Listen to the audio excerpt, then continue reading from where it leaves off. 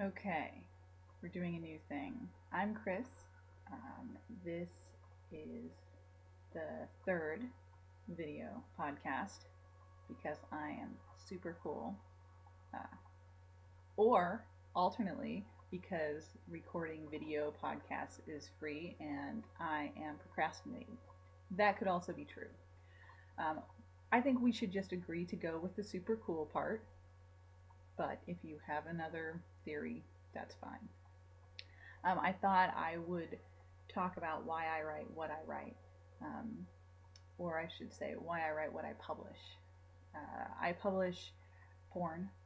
I like that word. I know that erotica is the word that people use, which makes it.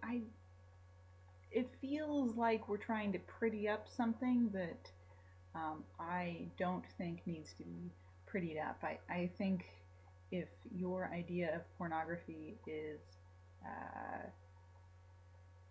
people being exploited on video, then maybe you need to pretty up the word.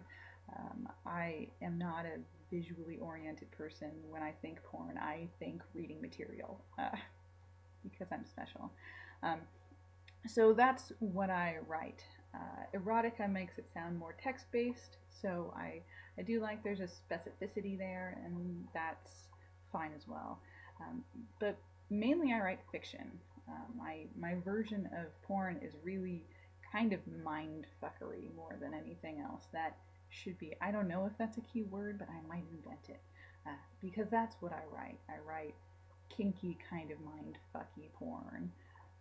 And there's body parts, and potentially there should be more body parts. I sometimes forget. Um, if you don't like dialogue with your sex, you're not going to like my stories because that's kind of what I have fun doing. That's what I publish, and I got into writing porn stories as a reward for meeting my word count goals on other stories, on my real stories is how I used to think of them, on the stuff that I thought was marketable and could get me an agent and a publisher. If I met my word count goals with the meat and potatoes fiction, I was permitted to write pornography. That's the origin story of that. And I've been doing this for years. That was the carrot that I dangled in front of myself. And it never occurred to me, despite reading lots and lots of porn, don't watch this, Mom. It never occurred to me that that was a marketable skill. So I just wrote it, I guess, for myself for years as a sort of masturbatory effort at fiction. And I don't know, at some point, I guess it occurred to me that other people might also have a mind fuck processing kink, uh, which is essentially what I write.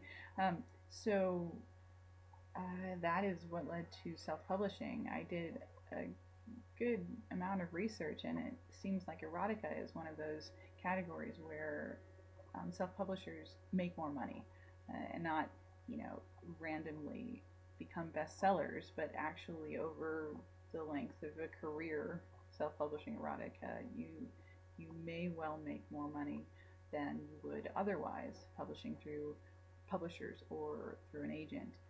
Um, I don't know if that's true. I don't think there's an objective truth to be learned from the research that I did, but I do think that it makes sense on a level that erotica tends to be cheaper. It's not they're not you're not putting out $30 hardcovers. I was gonna say $25 hardcovers, um, but in actual fact, I haven't bought a hardcover in years. I have no idea how much the new Stephen King costs.